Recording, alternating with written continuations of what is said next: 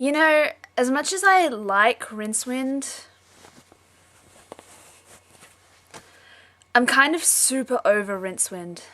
As I get further into the series, characters will start to reoccur more, so I will link you back to the videos that they're originally in so I don't have to keep repeating myself. Okay, let's go! So prior to Sourcery, the last we heard from the wizards is, the world almost ended. Several times, and through little to no effort and a couple of cases of the right person being in the right place at the wrong time. They managed to avoid that, so good for them. Rincewind's still recovering from his latest adventures as the librarian's assistant. The librarian is an orangutan. Just go with it, everyone else does.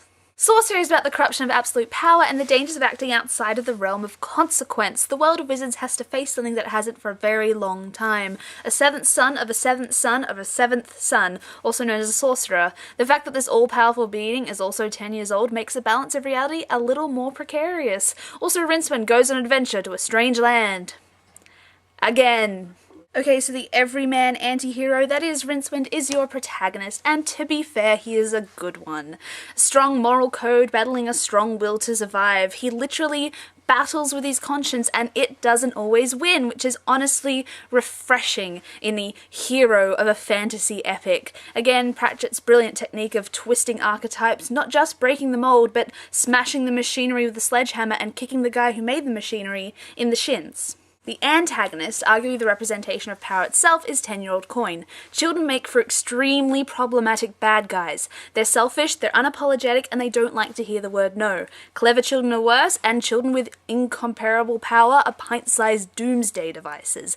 But they're still children, innocent to the consequences of their actions, and in Coin's case, loyal to a parental figure, no matter how flawed that figure may be. Coin is the second young main character that Pratchett has used, the first being Esk. While Esk's problem was that she never learnt from or paid for her mistakes, for Coin, in the beginning of the book, this is a boon to his character arc. There are no consequences for him.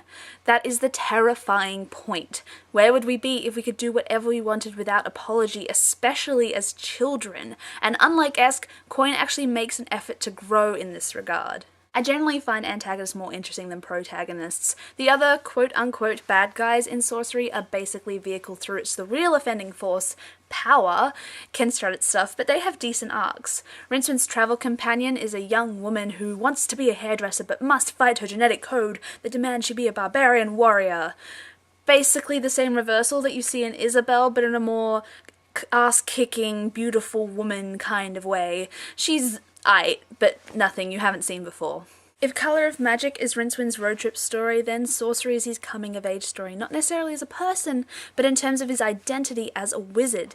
He has to come to terms with his profession and how big a part of himself is connected to it, regardless of the fact that he's kind of rubbish at magic. He has to face public opinion and really analyse what it means for him to be a wizard, which is a depth of character development we really haven't seen from him before. Sourcery is possibly the darkest Discworld book I've read so far, and certainly the one with the most physically intense climax, something that feels overwrought sometimes and very suspenseful at others. I don't know if it's because I'm unused to reading his earlier styles of work, but in those huge sweeping battles of power like in Sourcery, I feel uneasy, sort of out of step with the mood of the book. It is possible that at this point Pratchett was still working on balancing his sparkling wit with the darker prose, but I can't identify anything specifically wrong with it. Which is the overall reason I'm only giving Sourcery a 2 out of 5. It's okay.